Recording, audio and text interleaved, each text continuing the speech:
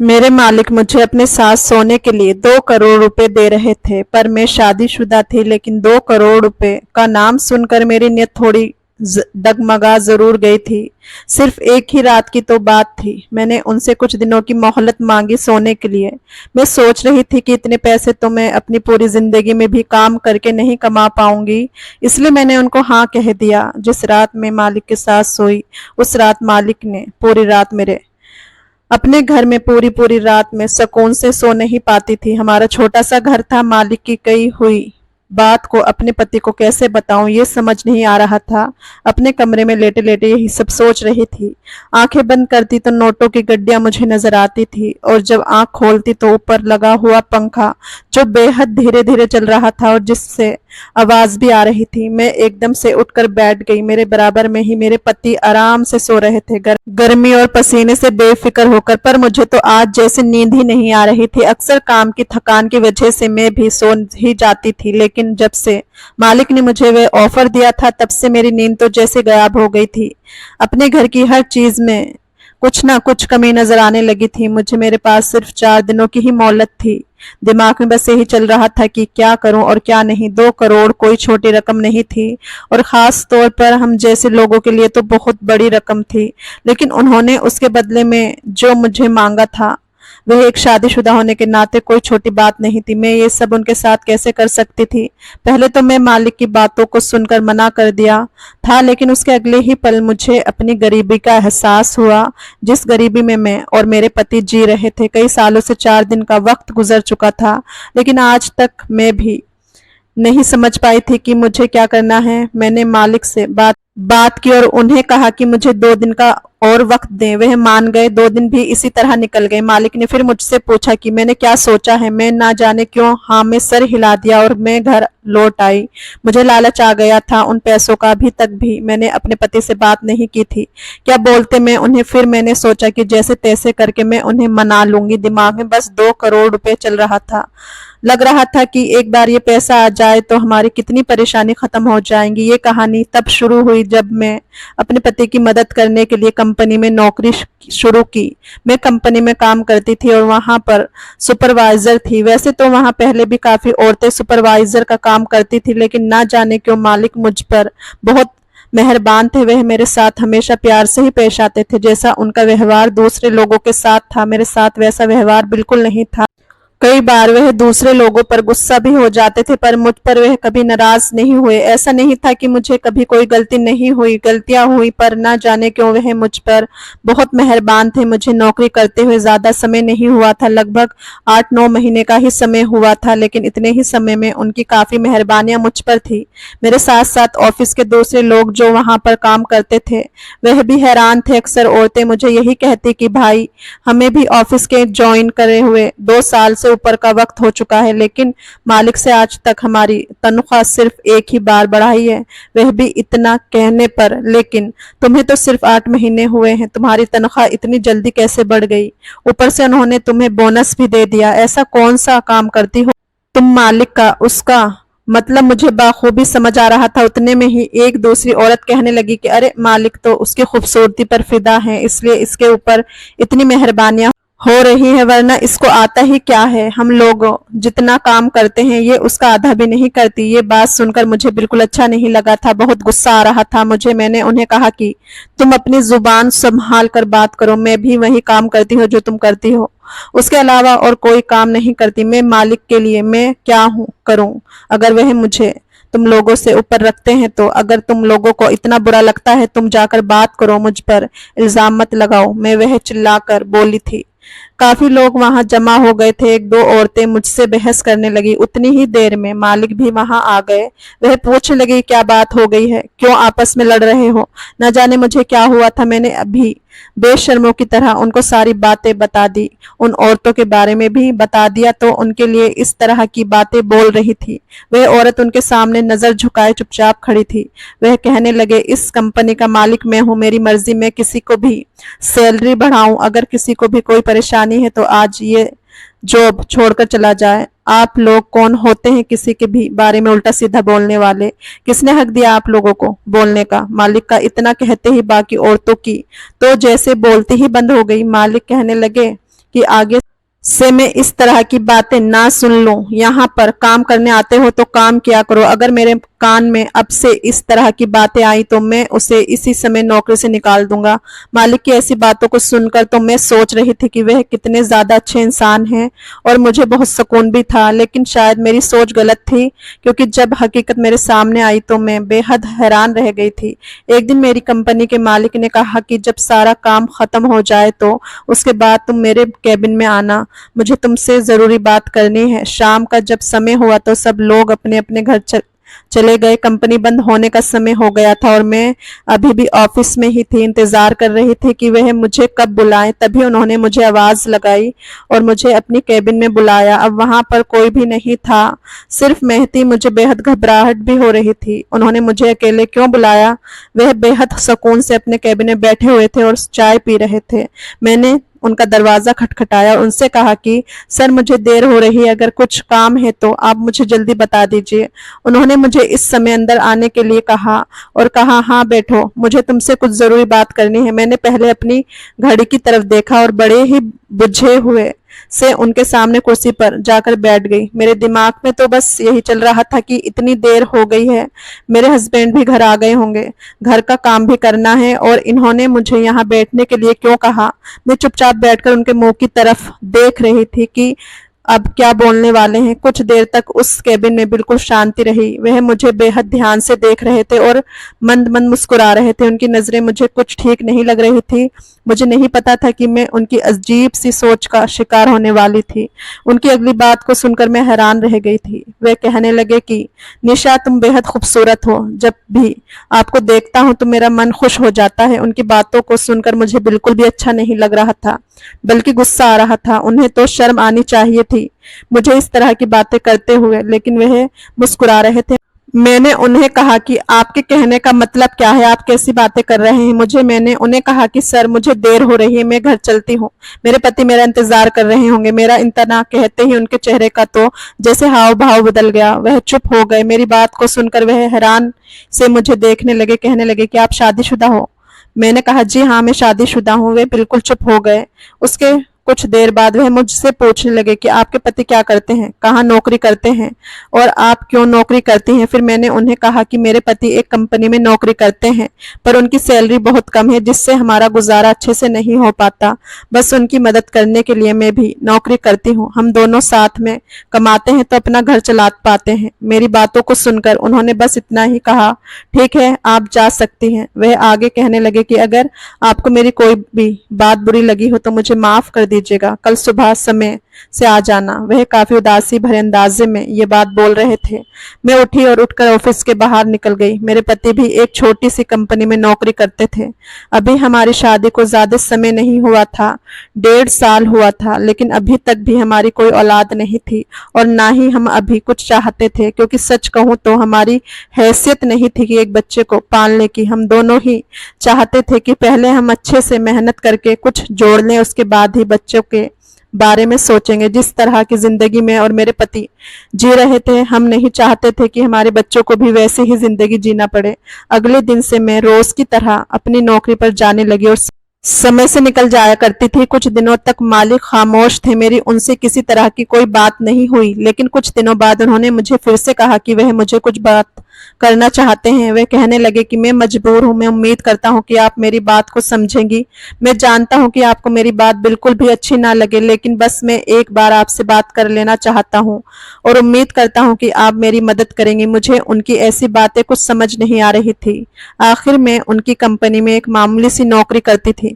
मैं उनकी किस तरीके से मदद कर सकती थी? मैंने उन्हें कहा कि मैं आपकी क्या मदद कर सकती हूँ, मुझे बताइए, आप क्या कहना चाहते हैं। उसके बाद उन्होंने जो मुझे बताया उसे सुनकर मेरा दिमाग ही चकरा गया।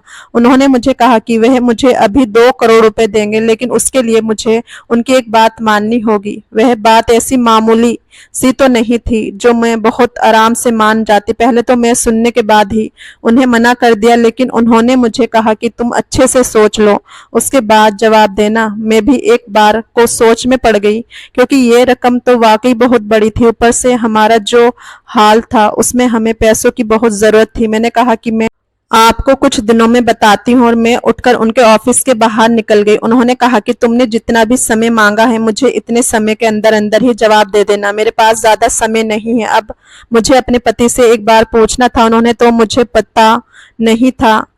उनके बिना इजाजत में ये काम नहीं कर सकती थी, क्योंकि उन्होंने हमेशा मेरा ख्याल रखा था। इतनी परेशानी में भी हम दोनों मियाँ बीवी ने एक दूसरे का साथ हमेशा दिया था, एक दूसरे को हमेशा समझते थे और एक साथ मिलकर ही अपने हालात को बेहतर बनाने के लिए काम कर रहे थे और मेहनत कर रहे थे। लेकिन जो बात मुझे अपने पति से करनी थी वह छोटी बात तो नहीं थी। कहीं ना कहीं मुझे विश्वास था कि वह मेरी बात को सुनते ही मना कर देंगे, पर सिर्फ 1% ही उम्मीद थी कि शायद वह मान जाएं, हमारी गरीबी और हमारी लाचारी को देखकर मुझे समझने की कोशिश करेंगे। अगर वह मेरी बात मान जाते तो मुझे बस 1 साल ही तो उनसे दूर रहना था, उसके बाद तो हमारे पास पैसे ही पैसे होते और हमारी जिंदगी बेहद खुशहाल होती। लेकिन साल भर पता नहीं मानते या नहीं, समझ नहीं आ रहा था कि उनसे कैसे पूछूं, कहीं वह गुस्से में मुझे थप्पड़ न मार दे। 50 बातें मेरे मन में आ रही थी। आखिरी बात उनकी इज्जत पर जो लगने वाली थी। कोई भी मर्द इस तरह से अपनी इज्जत पर दाग लगाकर पैसा नहीं लेना चाहेगा। और पूरी रात मैंने बेहद बेचैनी से गुजारी थी। बस यही सोच रही थी कि उनसे कैसे बात करूं। समय भी तो कम था, बात तो मुझे करनी ही थी। हमारी आमदनी कम और खर्च ज्यादा थे। जैसे तैसे महीने का गुजारा होता था हमारा। हम दोनों मेहनत इसलिए कर रहे थे ताकि हम अपना घर खरीद पाएं। जैसे तैसे हिम्मत करके मैंने अपने पति से आज रात को बात करने का सोचा, लेकिन उससे पहले मैंने उनकी पसंद का सारा खाना बनाया। जब शाम को वह घर आए तो अपनी पसंद का खाना देखते ही उनके चेहरे पर एक अलग सी खुशी आ गई, लेकिन साथ ही परेशानी भी देखते ही कहने लगे कि ये सब मत बनाया करो, जानती हो ना कितनी महंगी आती है ये सब खाने की चीजें। हमारे हालात ये सब खाने के नहीं है। ये पैसे रहते तो हमारे अगले 7 दिन का खाना बन जाता। तुमने एक ही दिन में इतना सारा अच्छा खाना क्यों बना लिया? मैंने कहा कि क्या हम पूरी जिंदगी बस यही सोचते रहेंगे कि कहाँ से पैसे बचेंगे, कहाँ से नहीं, क्या चीज खाएं और क्या ना खाएं। मेरी बातों को सुनकर वह कहने लगे कि तुम जानती हो सब कुछ तो तुम्हारे सामने है। अब हमारा नसीब ही ऐसा है तो हम क्या कर सकते हैं, मेहनत तो कर ही रहे हैं। देखो शायद समय के साथ इन हालातों से बाहर निकल जाएं। मैं अपने पति को कहा कि मुझे एक काम मिला है, अगर आप मेरा साथ दोगे तो हम एक ही साल में करोड़पति बन सकते हैं। मेरी बातों को सुनकर उन्होंने खाना साइड कर दिया। कहने लगे कि ऐसा कौन सा काम मिला है जिससे हम करोड़पति एक ही साल में बन जाएंगे। मैंने सारी बात बताते उन्होंने बेहद शांति और खामोशी से मेरी बात को सुना। उनको बताते हुए भी मेरी जुबान लड़खड़ा रही थी। वह बस मेरी तरफ देखे जा रहे थे। उनके मन में से बातें लेने के लिए मैंने उन्हें कहा कि सोच रही हूँ कि कल मैं उन्हें जाकर मना कर दूं कि मैं ये काम नहीं कर पाऊंगी। वह मेरी तरफ गौर से देख रहे थे। कहने लगे तुमने तो मुझे बीच मझधार में लाकर खड़ा कर दिया है। क्या कहूं मैं तुम्हें, लेकिन जो रकम तुम्हारे मालिक ने तुम्हें देने के लिए कहा है वह वाकई बहुत बड़ी है। मैं नहीं समझ पा रहा कि तुम्हें क्या जवाब दूं। शायद वह भी मेरी तरह ही उलझन और परेशानी से गुजर रहे थे जिससे अब तक मैं गुजर रही थी। उनको भी कुछ समझ नहीं आ रहा था कि क्या करे और क्या नहीं। उसके बाद उन्होंने मुझे कहा कि ठीक है तुम उनकी बात मान लो। मेरे मालिक ने कहा था कि वह बे औलाद है, उनका कोई बच्चा नहीं हो रहा है। बहुत समय से उनकी बीवी एक बांझ है, लेकिन वह अपनी बीवी से बहुत प्यार करते हैं। उन्होंने बहुत डॉक्टरों को दिखाया पर हर डॉक्टर ने मना कर दिया कि उन्हें कभी बच्चा नहीं हो पाएगा। वह और उनकी बीवी दोनों को ही एक बच्चे की इच्छा है। वे कह रहे थे कि वह चाहे तो वह बच्चे को गोद ले सकते हैं, लेकिन वह ऐसा नहीं करना चाहते। वह अपना खून ही चाहते हैं। उन्हें खूबसूरत बच्चा चाहिए, इसलिए उन्होंने मुझे चुना क्योंकि मैं भी बहुत खूबसूरत थी। मालिक ने उस दिन कहा था कि बस यही वजह है जिसकी वजह से मैं तुम्हारी सैलरी भी बहुत जल्दी बढ़ा दी। मुझे सिर्फ औलाद चाहिए और कुछ नहीं। आप क्योंकि तुम शादीशुदा हो, तुम परेशान मत हो। मुझे सिर्फ तुमको चाहिए और कुछ नहीं। डॉक्टर की मदद से तो मेरे बच्चे की माँ बन जाओगी। जिसे समय तुम प्रेग्नेंट रहोगी उतने समय तुम्हें मेरे घर में हमारे साथ रहना होगा ताकि हम तुम्हारी अच्छी देखभाल कर पाएं और हमारा बच्चा एक स्वस्थ और सुंदर बच्चा हो। बस यही चाहता हूँ मैं, उसके अलावा और कुछ नहीं चाहता। पति इस बात से राजी हो गए थे। मालिक को जाकर मैं अगले दिन ही हाँ कह दी थी। अब आगे का सारा काम शुरू हुआ। डॉक्टर की मदद से मैं प्रेग्नेंट हो गई। जिस दिन मैं प्रेग्नेंट हुई उस दिन मालिक मुझे जाकर यहाँ से अपने घर ले आए। अब जब तक बच्चा नहीं हो जाता मुझे उन्हीं के साथ उनके घर में रहना था। अब कोई भी औरत किसी दूसरी औरत को अपने पति के आसपास बर्दाश्त नहीं कर सकती।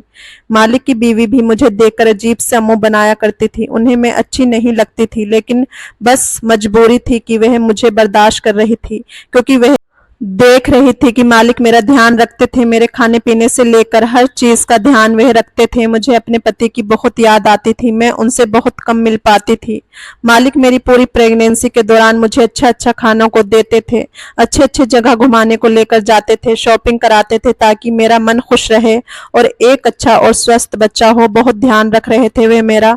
मेरी दवाइयों से लेकर जूस दूध हर चीज का ध्यान मालिक रखते थे। मैं भी वक्त गिन गिन कर गुजार रही थी, कब ये समय खत्म होगा और मैं अपने पति के पास वापस जाऊंगी। मैं जब भी अपने पति से मिलती थी या उनसे फोन पर बात करती थी तो अक्सर मुझे उदास दिखते थे, बहुत उदास रहते थे। कहते थे कि मैं तुम्हें हाँ तो कह दिया, लेकिन मुझे अब एहसास हो रहा कि ये कोई मामूली बात नहीं थी। मैं तुम्हें ऐसे किसी और आदमी के पास नहीं देख पा रहा। मैं जानता हूँ कि मैं कैसे ये समय निकाल रहा हूँ। मैं उन्हें कहा कि बस आप कुछ समय की तो ही बात रह गई है, अब तक बर्दाश्त किया है तो आगे भी थोड़ा सा कर लीजिए। आप जानते हैं ना, उसके बाद हमारा जीवन बदल जाएगा। हम एक सुंदर सा घर खरीद लेंगे, एक गाड़ी ले लेंगे, आए दिन कि हमारी खाने की परेशानी भी खत्म हो जाएगी। आप तो जानते ही हैं ना कि मैं ये सब कुछ क्यों किया है। वह अक्सर कहा करते थे कि मुझे कोई पैसे नहीं चाहिए, तुम आ जाओ, मुझे बस तुम चाहिए, मैं नहीं रह पा रहा तुम्हारे बिना। काफी इंतजार करने के बाद वह समय भी आ गया जब ये वक्त भी खत्म होने को आया। मैंने एक सुंदर से और स्वस्थ से बेटे को जन्म दिया। बच्चा होने के बाद ही मैंने उस बच्चे को मालिक के हवाले कर दिया और तुरंत अपने पति के पास गई। काफी देर तक घर का दरवाजा खटखटाती रही, लेकिन दरवाजा नहीं खुला। पति को फोन करने की भी कोशिश की पर उन्होंने फोन नहीं उठाया। जब बहुत देर हो गई तो आस पड़ोस वालों की मदद से दरवाजा तोड़ा। अंदर का नजारा देखते ही मेरे पैरों तले से जमीन खिसक गई। मेरे पति जमीन में गिरे हुए थे। मैंने जोर जोर से रोना चिल्लाना शुरू कर दिया। बहुत देर हो चुकी थी, वह इस दुनिया से जा चुके थे। शायद मुझसे दूरी का गम बर्दाश्त नहीं कर पा रहे थे। मैं नहीं जानती थी कि वे हद तक परेशान हो चुके हैं। वे दुनिया से चले गए। मैं यूं ही रोते रोते कई दिन गुजर गए। अब मेरे पास कोई रास्ता नहीं बचा था। मैं वापस अपने मालिक के पास गई। सोचा उन्हीं से कोई काम मांग कर वहां रह लूंगी। आखिर मैंने उन्हें बच्चा दिया है, उनके बच्चे की माँ हूं मैं। वह मेरी इतनी मदद तो कर ही सकते हैं। मैं बेहद झिड़कते हुए उनके घर पहुंची। गेट पर खड़ी थी कि तो मैंने देखा कि मालिक अपनी पत्नी के साथ थे और उस बच्चे को अपनी गोद में उठाए और प्यार कर रहे थे। अपनी पत्नी को भी उन्होंने गले से लगा रखा था। वह तीनों बहुत खुश नजर आ रहे थे। कुछ देर में मालिक की नजर मुझ पर पड़ी। वह मुझे कहने लगे कि अरे तुम्हें तुम्हारे पति के पास जाने की इतनी जल्दी थी, तुमने मुझे उन पैसों का चेक भी नहीं लिया। कितनी हड़बड़ाहट में चली गई थी। उन्होंने मुझे 2 करोड़ का चेक मेरे हाथ में थमा दिया। मैं जोर जोर से रोने लगी। उन्होंने जब मेरे रोने का कारण पूछा था, मैंने बताया कि मेरे पति मुझे दूरी के गम में इस दुनिया से ही चले गए। मैंने तो ये काम सिर्फ इसलिए किया था कि ताकि उनकी और मेरी जिंदगी अच्छी हो जाए, लेकिन यहाँ तो कुछ का कुछ और ही हो गया। मैंने उन्हें वे पैसे का चेक वापस कर दिया। मुझे नहीं चाहिए थे ऐसे पैसे जिन पैसों की वजह से मेरे पति मुझसे दूर हो गए। पर उनसे बस इतना कहा कि अगर आप मेरी मदद कर सकते हैं तो मुझे कुछ काम दे दीजिए। उन्होंने मुझे अपने घर में ही काम दे दिया। मैं उनके घर पर काम करके अपना गुजारा चलाती हूँ। अपने बच्चों को बड़ा होते हुए देख रही हूँ। मेरे लिए इतना ही बहुत है, मुझे कुछ नहीं चाहिए। अब कहते हैं ना कि लालच बहुत बुरी बला है। मेरे लालच के चक्कर में मैं क्या से क्या हो गई। मुझे नहीं पता कि मैं सही किया था या गलत, लेकिन जो हुआ वह बेहद गलत था। चाहे इसके पीछे मेरी सोच अच्छी थी या खराब। आपको क्या लगता है, क्या मैं गलत किया था? कमेंट करके जरूर बताइएगा। कहानी अच्छी लगी हो तो लाइक, सब्सक्राइब और शेयर कर देना। धन्यवाद दोस्तों।